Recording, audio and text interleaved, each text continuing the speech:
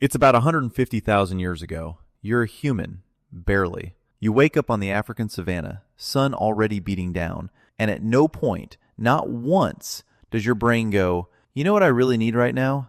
Jeans. And yet here we are, billions of people, every single morning putting on pants, or a skirt, or whatever that soft, wrinkled thing is you've been living in for 4 days and are now calling comfortable loungewear because calling it what it actually is feels too honest. Clothes are so deeply wired into human life that we literally arrest people for not wearing them. Think about that. The government will physically show up if you're too naked. We built courts, legal codes, and entire law enforcement systems that include, as an actual rule, please put something on. As a species, that's where we landed. But why? When did it start? And why did we do it when basically every other creature on this planet just didn't bother? Dogs don't wear clothes. Wolves don't. The elephant, an animal that is demonstrably smarter than most people you knew in high school, has never once looked at the morning air and thought,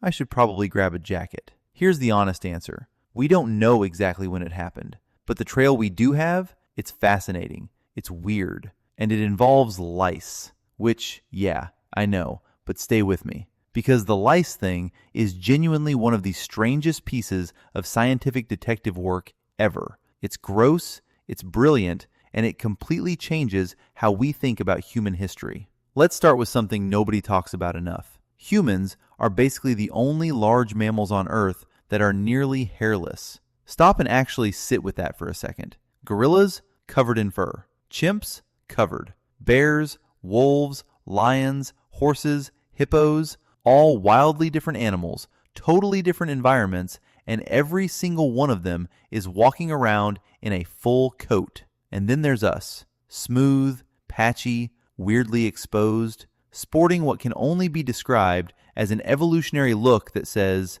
I used to have fur, but things got complicated. So why did we lose it? The most accepted theory, it was about running.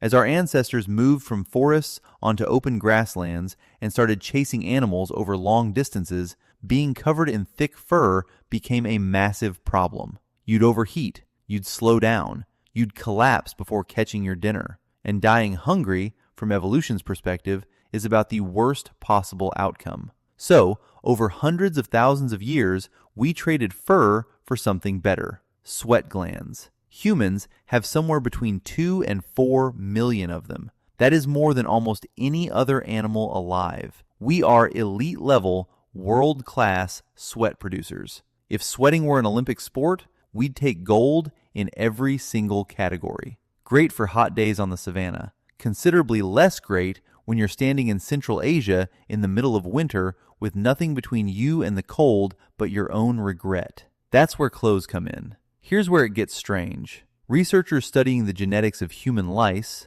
yes, that's a real job, made a discovery that completely reframed the clothing timeline. Humans have 2 types of lice: head lice, which live in your hair, and body lice, which live specifically in clothing, in the seams, the folds, the fabric. They're genetically distinct. And here's the crucial part. Body lice evolved from head lice at a specific point in history. Why does that matter? Because body lice cannot survive on bare skin. They need fabric. They need the warmth that clothing provides. So, the moment those 2 populations genetically split, that is essentially the moment humans started wearing clothes consistently enough to create a whole new home for a parasite. When scientists ran the numbers, they found that split happened somewhere between 83,000 and 170,000 years ago. Let that land. A parasitic insect, the thing that causes mass panic in elementary school hallways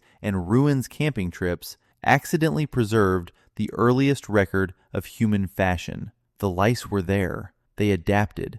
They moved in, and they've been keeping our secret ever since. That's either beautiful or deeply disturbing. Probably both. Definitely both. Here's the thing that breaks the simple story. Genetic evidence puts clothing at 100,000 to 170,000 years ago. But humans didn't really start migrating out of Africa until around 70,000 years ago. So if clothes were just about staying warm in cold places, why were they showing up tens of thousands of years before we ever went anywhere cold. Something else was going on. Theory 1.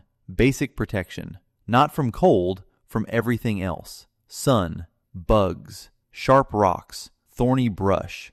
If you're spending your days trekking through scrubland and tracking animals across rough terrain, even a simple animal skin wrapped around your body creates a real barrier. Less scratching, less infection, less misery. Sometimes the boring answer is the right one. Theory 2. Social signaling. And this is where it gets genuinely interesting. Humans are, at our core, obsessed with status. We are constantly, compulsively communicating who we are, what group we belong to, whether you should be impressed by us or afraid of us or attracted to us. We do it with our posture, our voice, our hair, and quite possibly, from very early on, with what we put on our bodies. Here's the thing. We have evidence of our ancestors using pigments like ochre for body decoration as far back as 200,000 years ago. That's before the lice evidence for clothing, which means the urge to decorate yourself, to say something visual about who you are,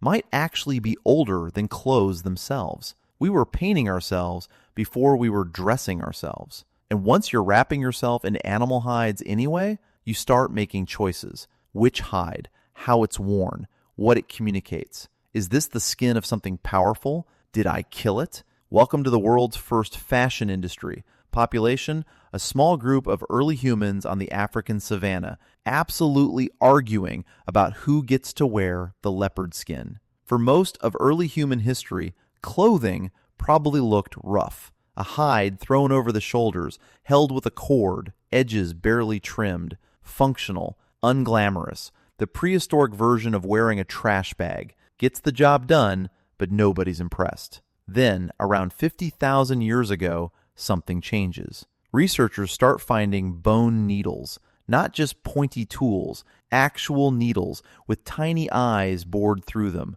designed for threading sinew and stitching material together with real precision. Fitted clothing, sewn seams, garments shaped to the body. The oldest confirmed needle with a proper eye was found in Denisova Cave in Siberia. It's roughly 50,000 years old, made from a hollow bird bone, shaped and polished to a fineness that is genuinely stunning. Someone looked at a sliver of bone and imagined a tool that didn't exist yet. Then they made it. Then they used it to join two pieces of material with a controlled, repeatable stitch. That's not survival instinct. That's engineering. That's design thinking. And in Siberia, 50,000 years ago, in the depths of a glacial winter, without properly fitted, heat-sealing clothing, you don't survive. Full stop. The needle wasn't just a tool. It was the difference between making it through winter and not. Here's the thing that actually gets me about all of this. If clothes were purely practical, every culture across history would just find the most thermally efficient solution and stay there forever. Same shapes, same materials, total standardization.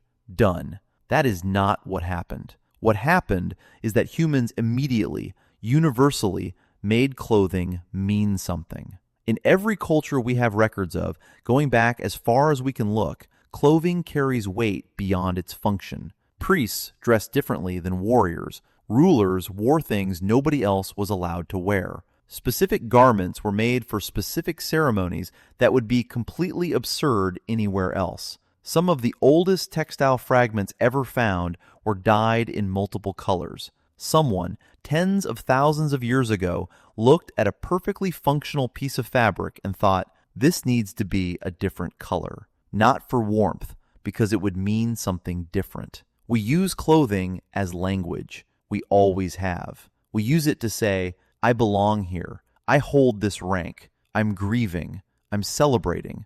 I'm not to be messed with. No other animal does this. And it started, as best we can tell, right there on the African savanna, when some ancestor of ours picked up a piece of ochre, painted themselves with it, and felt something click into place about who they were in relation to everyone else around them. So, why did ancient humans start wearing clothes? Honestly, all of the reasons, all at once, overlapping, building on each other. It started as protection, evolved into a social signal, became a survival technology when the climate turned brutal, and grew into an art form, a language, an identity, an entire industry that would eventually reshape the political geography of half the world.